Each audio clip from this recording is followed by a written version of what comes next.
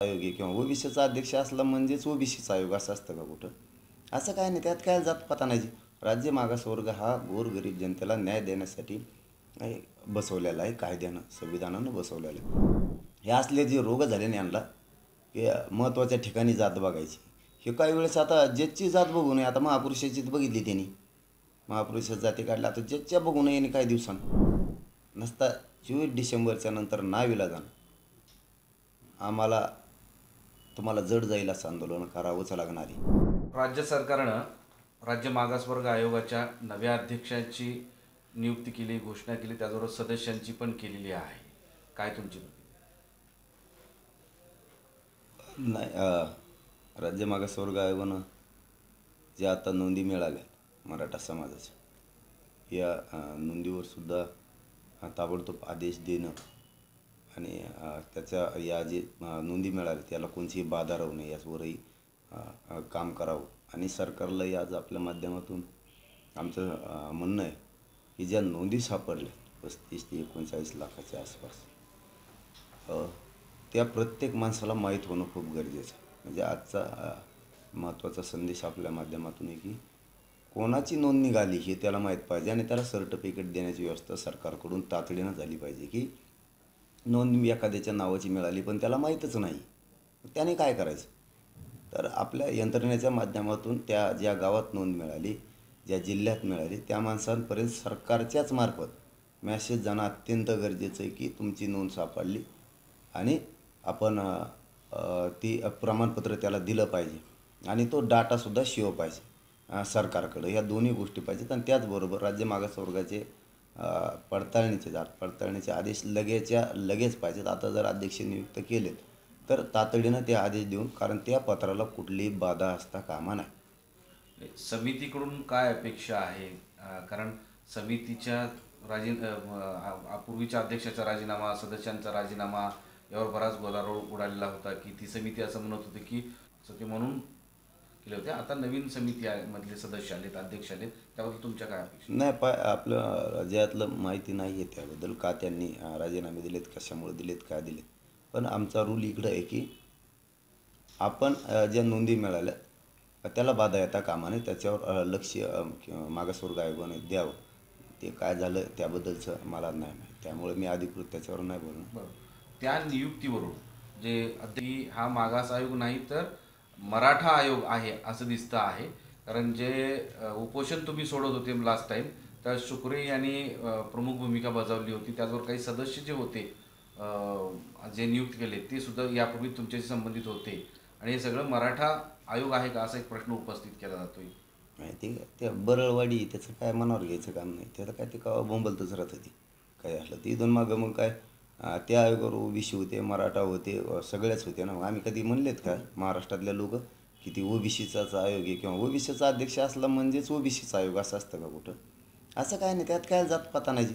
राज्य मागासवर्ग हा गोरगरीब जनतेला न्याय देण्यासाठी बसवलेला आहे, कायद्यानं संविधानानं बसवलेलं आहे. ती न्यायाची प्रक्रिया भूमिका पार पाडत असते, त्याला जात नसते. मग तो अध्यक्ष एखादा ओबीसीचा असला म्हणजे मग तुम्हाला गोड लागत. आणि एखादा हुशार अधिकारी किंवा ते जात कोणचे असो, आता त्यांची मला माहीत नाही ते कोण आहे. त्या आपल्याकडे तुम्ही आले म्हणला होता उपोषण टायमाला, कारण मला जे मी ते अधिकृत दिलखुलास बोलत असतो. परंतु याच्यात जाती का न काय यांची जे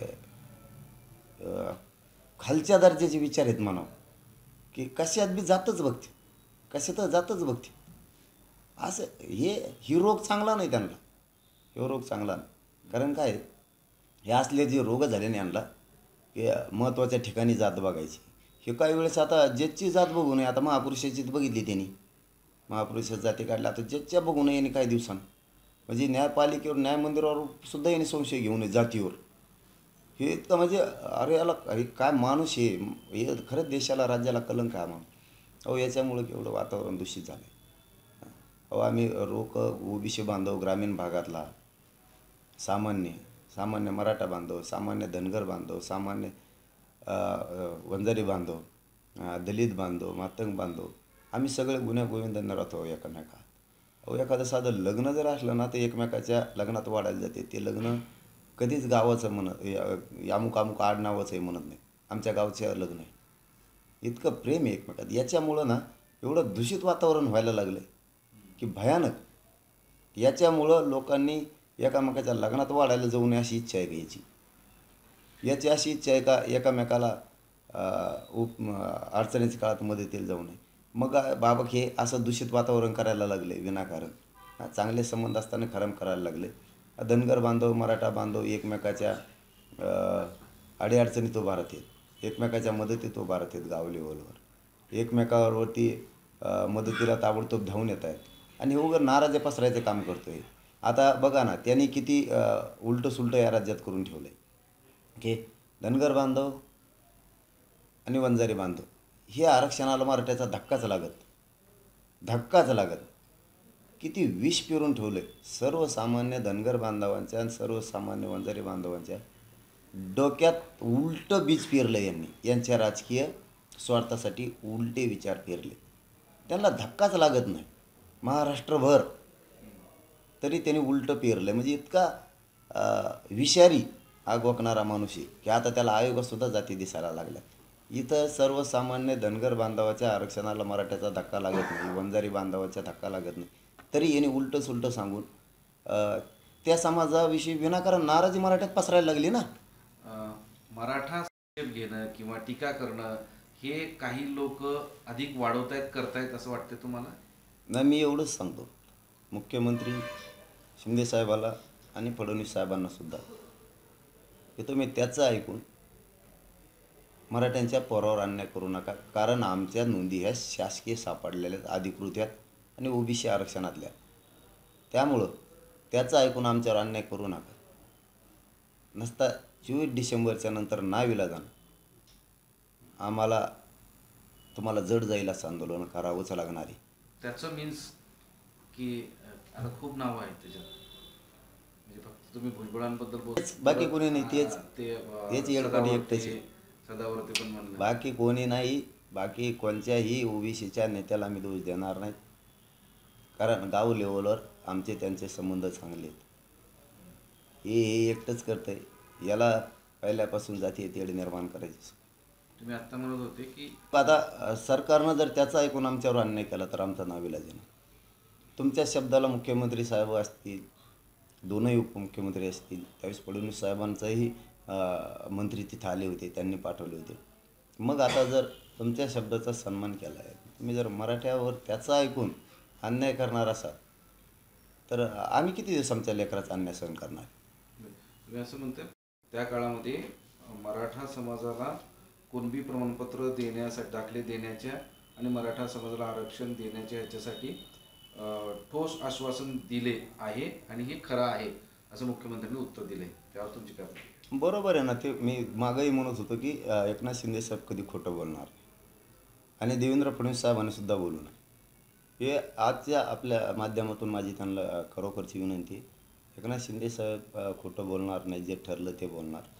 त्याच पद्धतीनं फडणवीस साहेबांनी सुद्धा बोलू नये. कारण त्यांचे लोक आले होते, त्यांनी शब्द दिला होता की ह्या निष्पाप लोक, म्हणजे आरक्षणाच्या बद्दलचा शब्द शिंदे साहेब आणि फडणवीस साहेबांनी सुद्धा दिलेला आहे, कारण त्यांचे प्रतिनिधी आले होते.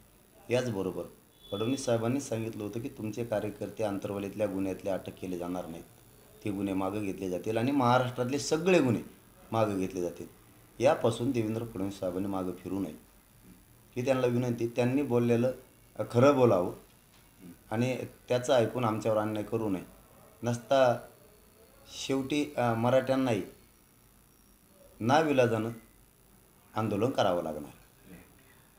एक प्रश्न असा घेतलेला आहे की ते म्हणाले की एकीकडे इतर नेत्यांना गावबंदी आणि रोहित पवार यांच्या संघर्ष यात्रेला सूट, एका बाजूला गावबंदी दुसरीकडे संघर्ष यात्रेला काढली जाते, ही मॅच फिक्सिंग नाही का असं नितीश राणेंनी शंका व्यक्त केलेली आहे. बंदी उठवलेली, उपोषण सुटलं त्याच दिवशी. मग हे कशामुळं? आणि आता काय असतं त्यांच्यावर न बोललेलंच बरं. कारण त्यांना 2-3 वेळेस सांगितलेलं आहे की समाजासाठी तुमचं काम, पण समाजापेक्षा पक्ष मोठं मानायचं म्हणल्यावर असं बोलावंच लागणार आहे त्यांना. आणि ते शेवटी काय त्यांच्यावरती प्रेशर असणार आहे, त्यामुळं ते बोलत असतील मराठ्याच्या विरोधात. ते प्रेशर त्यांच्यावर 100% तेव्हा ते बोलतात मराठ्यांच्या विरोधात. आणि आमची विनंती मराठ्यांच्या लेकराच्या विरोधात बोलू नये, त्यांना आरक्षण मिळून द्यावं, कारण जातीपेक्षा नेते थोडेच मोठे.